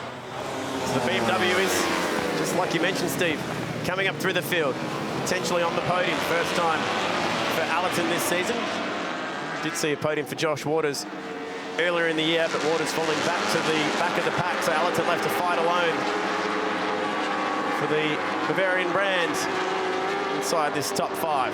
He was on the podium here at Darwin last year. Yeah, the Maxima Racing Oils dot film BMW rider is really up for it this time. That team also had bought out a technician, a suspension technician from Italy to work on the suspension. So they're taking it very, very seriously this weekend. And I tell you what, he's got race-winning pace at the moment. Jones late on the brakes. Not seeing that little flash of fuel at the fuel tank of bike number 1, Wayne Maxwell this time. It was just spitting out some fuel in race 2 earlier today. Replays of the start, CC's carrying the front wheel in that 61. That was a cool wheel stand. Didn't quite charge to the lead like he did earlier. And that was Mike Jones' best start of the weekend. How about Halliday in the 65? He went real deep. Yeah, he certainly did. Wide. There goes Waters off. That's the end of his race, unfortunately for him. This is from Waters' point of view, riding on board the aerodynamic fairing on the left-hand side. So that BMW 1000cc Scream turn 1. Oh, that's why. Yep, that'll do it. Yeah, nearly ran into the back of CC's there. You don't want to do that, and there he is on the grass. Luckily, there's a lot of runoff in turn 1 there. The Waters family were in the top 5 at the Fink Desert race only a week ago. Off-road racing, probably better on a dirt bike than on a superbike. Well, they're everywhere because Cam Waters, who's related, just won the supercar race before. Yeah, very good point, his cousin. It's been a good weekend for the Waters family so far. And that fight for third. Ellison lining this one up nicely on Brian Starring. And the approach turn 5, getting it done under brakes. Well done. The BMW potentially on for his first podium of the year. The fight still very much alive. Maxwell leading here in the glistening sunshine at the top end. And that Ducati doing nicely.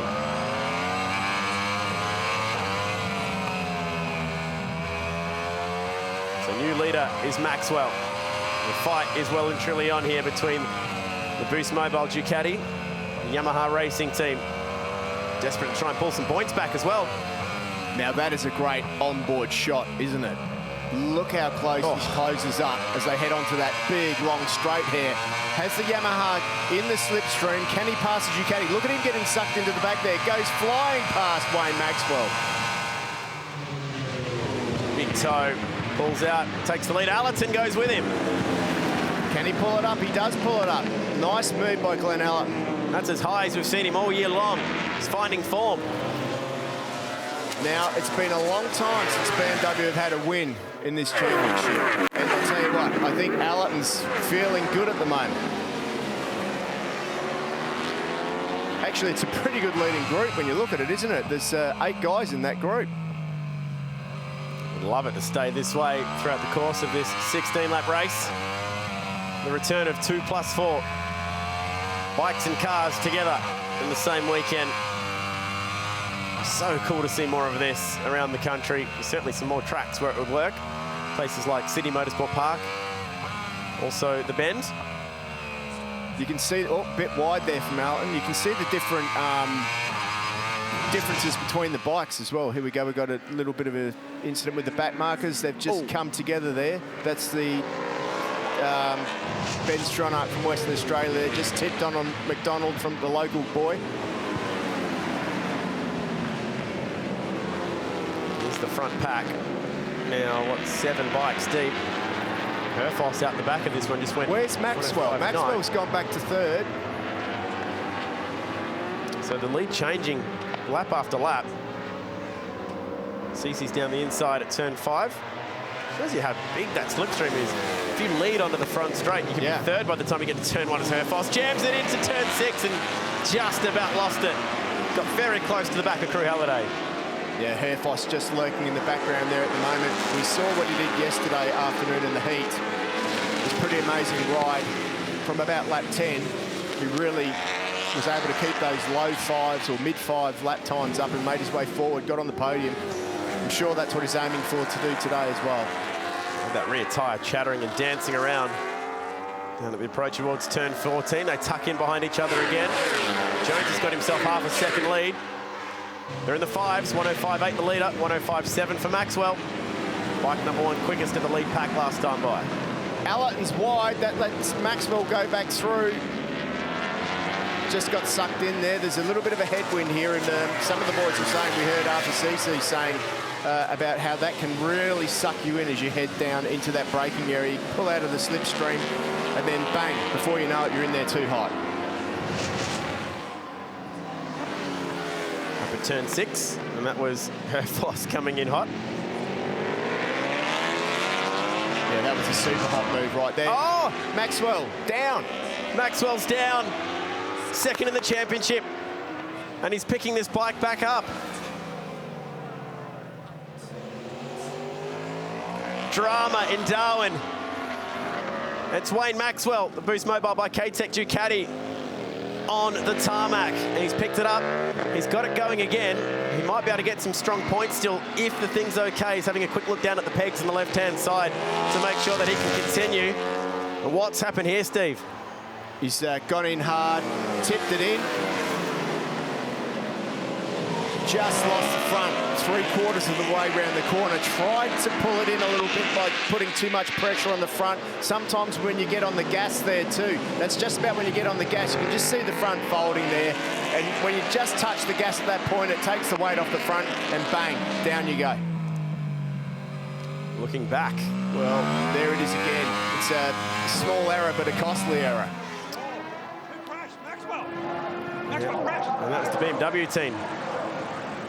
Almost can't believe what they're seeing. Now, how Well, it's What's so... the state of that peg, you reckon? No, he'll be fine.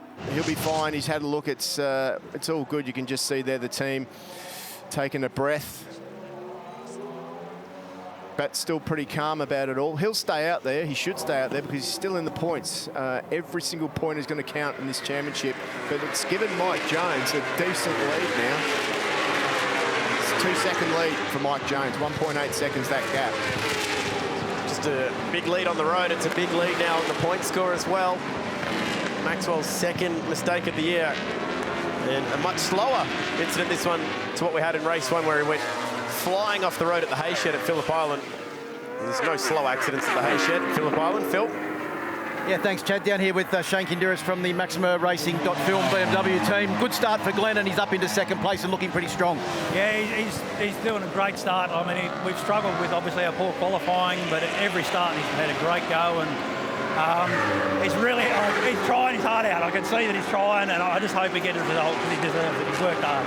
You said about lap 10, things are going to start changing as the bikes start to heat up. The only good thing with Wayne coming out of the way there is we've been having some pretty big overheating problems, and now Glenn's in fresh air. I'm hoping that'll give the engine a bit of a chance to catch up. So fingers crossed, if we can get past the lap 10, 11 without it getting too hot, we should be right. Thanks, Shane. They sit second on the road at the moment. As the race leader bashes out another 105, 105.8. He's the only rider in the lead pack of about 6 bikes to be in the 5s. He's not even a lead pack anymore. He's on a breakaway. He's out of there. He's 2.3 seconds clear as Mike Jones rips away from the field. But unfortunately for Max Stouffer, it looks like he's out of action as well. So it's looking good at the moment for Yamaha here in Darwin.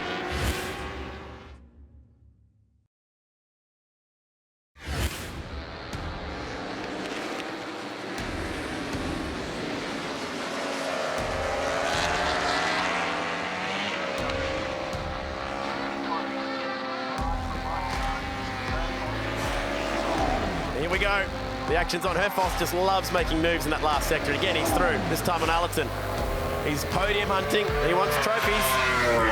Yeah, well, doesn't look like he'll get a win unless Mike Jones makes a mistake, and we've seen how easy that can be. But a couple of second places, if he can get it, will be pretty good.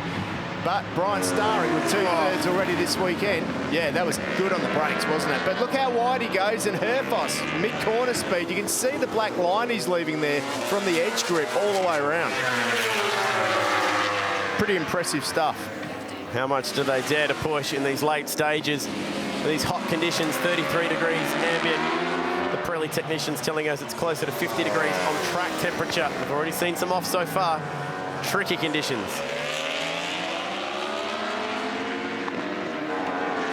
Dying stages, the final race.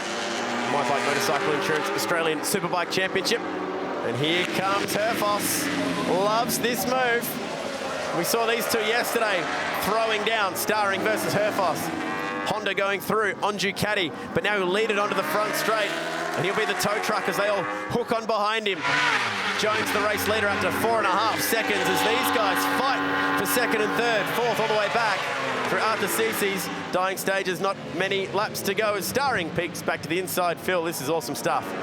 Yeah, g'day guys. I'm going to interrupt Dion Coote's little happy dance there because Troy's just moved up from 4th into 3rd and now into 2nd place. We said on the grid that, well, Troy said on the grid the second half of the race was about his time to shine. Yeah, and he's doing that. Our tyres look good out there. Yeah, he's certainly a dogfight out there, so fingers crossed. Fingers crossed he can hold the next couple behind him. I'll let you go and watch Dion. Thank you. This is just awesome stuff. Can't take your eyes off this battle. For second, watch out for the traffic because they're going to catch it at a pretty awkward time here. Yeah, I'll tell you who else is doing a good job. Arthur is caught right up to the back of that group. Good for that rider to move out of the way. So good to see. I think that was Michael Edwards there that just moved over for the guys. Good to see. But Arthur Cece's the privateer doing a really good job hanging on to the back of this group. Herfoss so strong through those left-handers. Is it enough to get away from the BMW? Here comes the big M1000RR chasing down the Honda. Tucked in behind him, over 300 kilometres per hour. He sticks out. Oh, Herfoss has got really late down at turn 1. He's held it though. He's held it. There's a couple of different lines through there for the bikes. They can arc all the way out, or they can hold the inside line there. It just really depends on how late they get in there. But if you do take that wide arc, there's always the opportunity that someone can nip up the inside. We've seen that happen multiple times. Meanwhile, Mike Jones is right up the road. He's almost back at the airport. He's checked out of this one. 5.3 seconds up the road. Here he is on bike 46. Biggest margin of victory was Jones to Maxwell at Queensland Raceway. He picked up that win by 5.6 seconds earlier this year. Yeah, when he gets into the zone, he is in a zone of his own. So Mike Jones is doing everything right to win this year's Australian Superbike Championship. Herfoss is hanging on to second here. Looks like he might even be starting to pull a little bit of a gap. What's the BMW got though, slipstream-wise? He's in that slipstream now. Last lap, last chance. Can Ellison fight back? What's Starring got? Desmo Sport, Ducati. It was Ducati and that team, that bike actually, that won this race last year. Look at him go. Was wide. Up the inside goes Glenn Ellison. He just held the throttle on through there. That's incredible stuff by Ellison. Can Starring pounce onto the 67. All three riders are former champions. Hard on the brakes he goes. The question for me is, has Ellison learned to close that line down in the last third? I mean, everyone's leaving it open for Herfoss. Herfoss has got it in his head. He's going on the inside. Is Ellison smart enough to close it down? Here it comes. He's left it open. There you go. Through you go. Troy Herfoss. His favourite spot. Can Ellison get it back? Oh, look at that. Yes, the BMW slides through. This is awesome stuff. Anything you can do, I can do better, Ellison says. Picked that one perfectly. Ellison on the podium for the first time this year, but it's Mike Jones and Yamaha strolling out in this championship. They'll fight all the way to the flag. Ellison, best result of the year for him on that BMW. BMW's best result of the year. Their second podium with one of Josh Waters earlier in the year. Troy Herfoss, 2 podiums, his first podiums since he won here 12 months ago. Jones looks over his shoulder and says, "Where is everybody?" He won it by 6.5 seconds, greatest margin of victory so far this season. Yeah, that's it's just devastating form by Mike Jones. Absolutely incredible stuff. And what a race these guys put on. I mean, we didn't know who was going to win that. But everybody left the door open for Troy Herfoss in that last corner. But the only one that bit back was Glenn Ellison. What a job by him. He was tough. He struck back, took that inside line. Boy, I can't wait to see a replay of that. He's won championships for Kawasaki. He's won championships for Ducati. And he might just be heading to another championship on a Yamaha this year. He's 6.5 seconds clear. And 3 different bikes, Yamaha, BMW, and then Honda up on the podium. That'll be the first race of the year that we haven't had a Ducati, I reckon, on the podium so far this year. Jones, Ellison, Herfoss, your top 3 Starring on the Desmo Sport Ducati. 1 step back. Maxwell did a nice job to recover to 11. Just try and bank some points, but that gap is becoming a pretty large crevice between first and second in the points now. Time to celebrate down there at the podium. He's pretty happy with the crew. Been trying so hard to stay cool all weekend long. Yeah, well done, Mike. You are number 1. And he might just be number 1 for Yamaha at the end of 2022. He'll be desperate for a drink, desperate to cool down. 33 degrees. And you can understand why these riders have to be as fit as they are. Let's just go back and relive how exciting that finish was. It started here at turn 6. Talk us through it, Steve, because this was awesome stuff. Yeah, absolutely. We were saying at this point of the race, Ellison can't leave that gap open for Herfoss. Surely he's learned. Everybody's left the door open. So what does he do?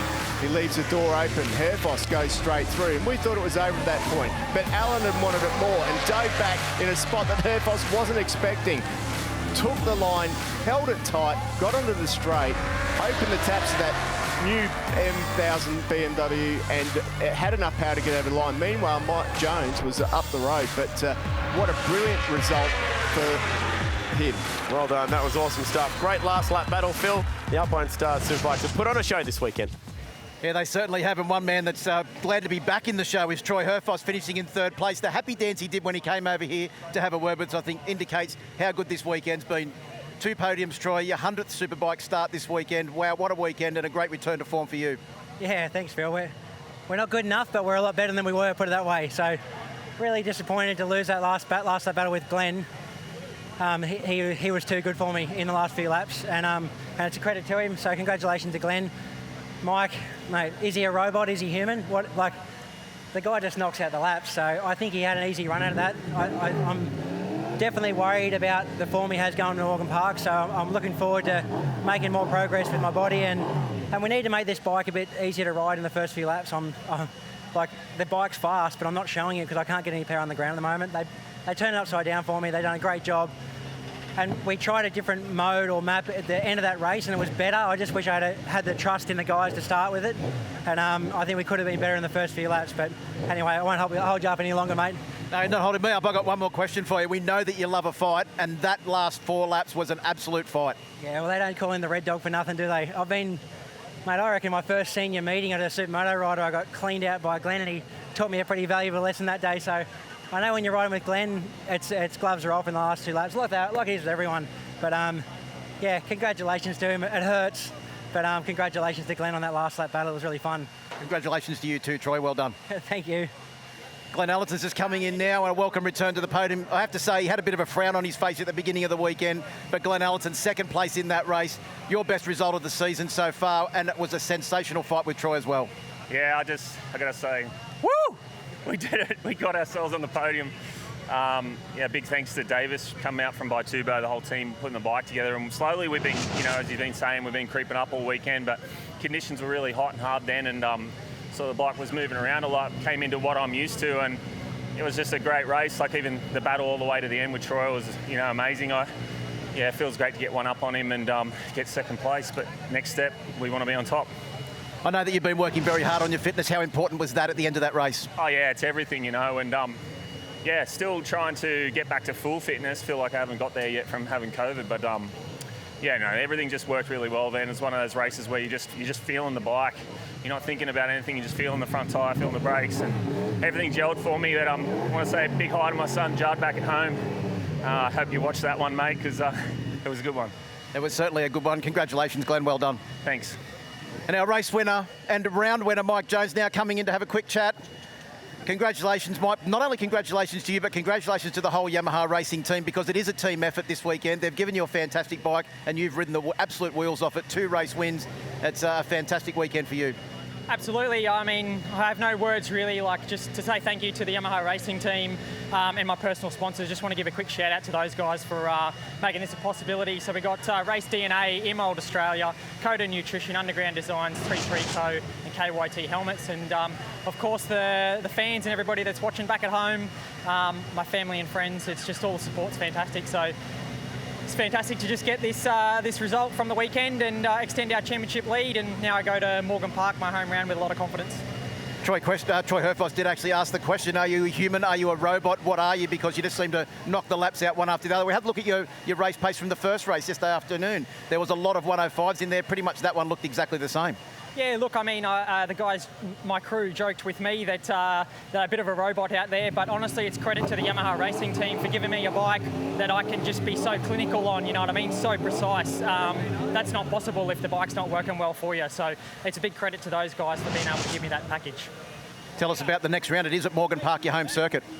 Look, I'm excited for it. It's a track that I've grown up racing on. I started there when I was a kid, and the local club there, the Motorcycle Sportsmen, have been very good to me, and I really enjoy riding the circuit. It's a lot different to this one. It's a tight, twisty, rough and bumpy circuit, so we're going to be in for a challenge to see how we go on the Yamaha there.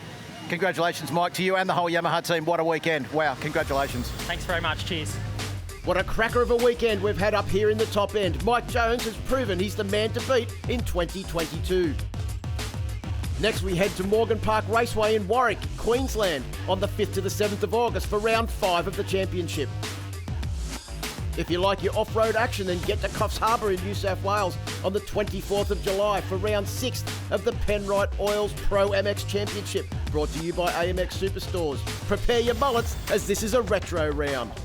And of course, make sure you check out rounds 5 and 6 of the Yamaha Australian Off-Road Championship presented by MX Store, which will take place at Mandurin in New South Wales on the weekend of the 16th and 17th of July. Well, that wraps up round 4 of the My Bike Motorcycle Insurance Australian Superbike Championship presented by Motul. We look forward to seeing you at Morgan Park Raceway in a few weeks' time.